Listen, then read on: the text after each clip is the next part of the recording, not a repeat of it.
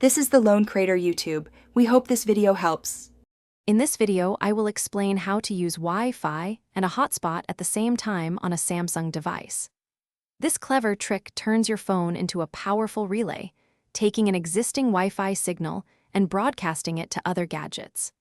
Imagine getting internet from your hotel Wi-Fi and then sharing it with up to 5 other devices without needing to connect each one individually. This is incredibly useful for family trips or when you have multiple devices needing a connection, offering great flexibility.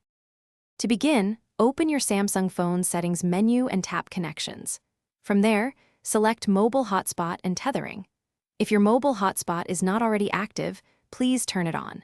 Then, look for the Wi-Fi sharing option within the hotspot settings. This crucial setting lets your device bridge the existing Wi-Fi connection.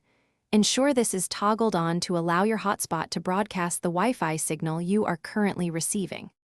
With Wi-Fi sharing enabled, your Samsung phone's hotspot becomes active, creating its own unique Wi-Fi network. On your other devices, like a tablet or laptop, open their Wi-Fi settings and scan for available networks. You will see your Samsung phone's hotspot name appear. Select it. Enter the password displayed on your phone's mobile hotspot screen to connect. Most Samsung devices allow up to 5 or even 10 gadgets to connect simultaneously, offering widespread access. For the best experience, always ensure your Samsung phone is connected to a strong and reliable Wi-Fi signal. Remember, sharing Wi-Fi and acting as a hotspot can drain your phone's battery faster than usual, so keep an eye on its charge level.